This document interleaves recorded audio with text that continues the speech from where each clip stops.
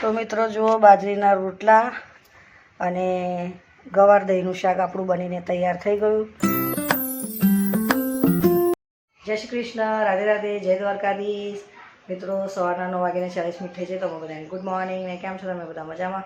બધા મજામાં રહ્યો. દ્વારકાધીશ બધા રહેસા જસા રાખે ને મસ્ત રાખે. આ ચોથી ગોદડી થઈ. આવી હજુ એક બોળી છે એરિયલમાં. એ આજે આખો દિવસ આખી રાત પાવડરમાં બોળી જ રાખવાની અને કાલે સવારે ધોઈ કાઢીશ. તો મસ્ત બધી ગોદડો ધોઈ જશે, તારા મને શાંતિ મળશે. પણ કેવું આ બાવળોને હાથ રહી ગયું છે ને કમર બ્રશ મારવાનું, ટીપવાનું ને કેટલા પાણીમાં નિતારીએ તારે ગોદડી ચોખ્ખી થાય. બાપા રે જો અત્યારે ધોયા ગોદડી.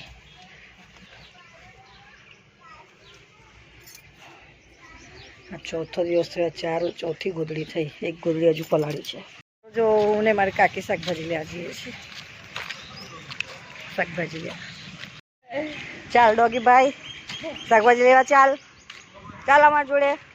મિત્રો જો આ અમારા શાકભાજીની દુકાન છે. અહીંયા આવું સરસ મજાનું શાકભાજી મળે. અહીંયા અમારા જગાભાઈ તો ત્યાં બેઠા છે વાતો કરવા. મિત્રો ગવારને દહીં લીધી છે મેં. જો મસ્ત કુરી કુરી ગવારો છે અને આ દહીં. અમે અહીંયા જ શાકભાજી લેવા આવીએ. આમ તો મારા જતું જ આવી જાય લેવા, પણ આજે મારા આવવું પડ્યું. અમારું ગામ છે. આમ બેઠા બેઠા ગપ્પામાં શાકભાજી વેચો ને. બેઠા બેઠા ત્યાં બેસી ગયા છો. બેઠા બેઠા શાકભાજી અહીં વેચો ને. શાકભાજી લઈ લીધું. હવે જઈએ છે ઘરે ને પછી બનાવીએ જમવાનું. આમાં કાકી મારી ફ્રેન્ડ છે. આ તો ચાલો મિત્રો, વિડીયોમાં બનાવી રહેજો. વિડીયો સારા લાગે તો લાઈક, શેર, કોમેન્ટ કરજો. ચેનલ પર ના હોય તો સબસ્ક્રાઈબ કરવાનું ભૂલતા નહીં. બાપા બહુ તાપ લાગ્યો બહાર તો. પંખોની લાઈટ કરી દઉં. જો આજે મસ્ત કુરી કુરી ગવાર અને દહીં ગવારનું શાક અને બાજરીના રોટલા બનશે. મિત્રો બહાર હવે રોટલા બનાવું છું. ચૂલો સળગાવીને કલાડી મૂકી દીધી છે. ને આજ તો પવન પણ બહુ છે બાપા.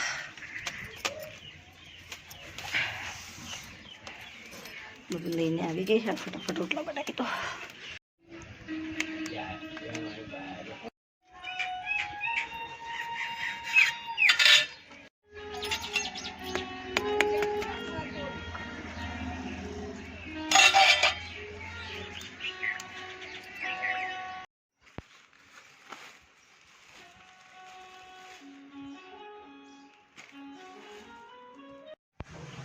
જો મિત્રો ગવાર બફાઈ ગઈ છે. અહીં કઢાઈમાં તેલ મૂકી દીધું છે. હવે નાખી દઈએ જીરું,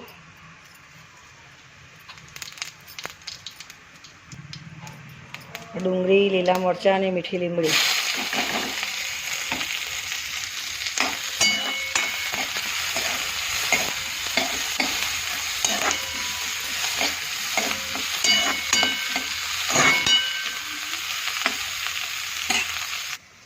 આ દહીં અને ડુંગળી શેકાય છે.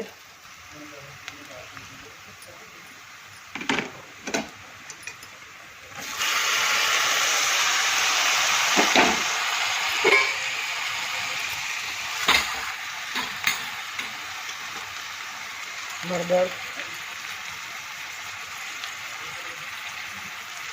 લાલ મરચું, જીરા પાવડર,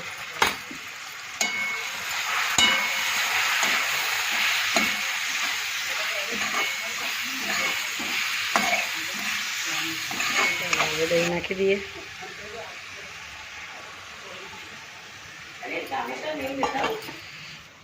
મિત્રો દહીં નાખી દીધી. તો આજે દહીં ગવારનું શાક બન્યું. આખી ગવાર. તો જો સરસ મજાનું આપણું ગવારનું શાક તૈયાર થઈ ગયું. દહીં બાફામાં નાખ્યું છે મીઠું, એટલે થોડુંક જ મીઠું નાખું છું. તો આજે મસ્ત આખી ગવારનું શાક બનાવ્યું છે, પણ દહીં નાખીને. તો દહીં ગવારનું શાક બનીને મારું રેડી. ચાલો હવે થોડુંક ઉકાળવા દઈએ ને. જો મિત્રો મસ્ત ઉકાળો આવી ગયો. તો ગવાર દહીંનું શાક તૈયાર થઈ ગયું. તો હવે ગેસ બંધ કરી દઈએ અને ઉપરથી નાખી દઈએ આપણે ધાણા.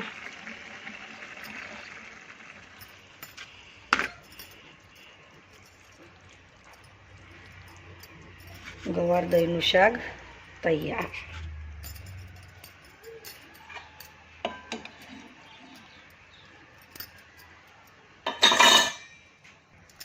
તો મિત્રો જુઓ, બાજરીના રોટલા અને ગવાર દહીંનું શાક આપણું બનીને તૈયાર થઈ ગયું.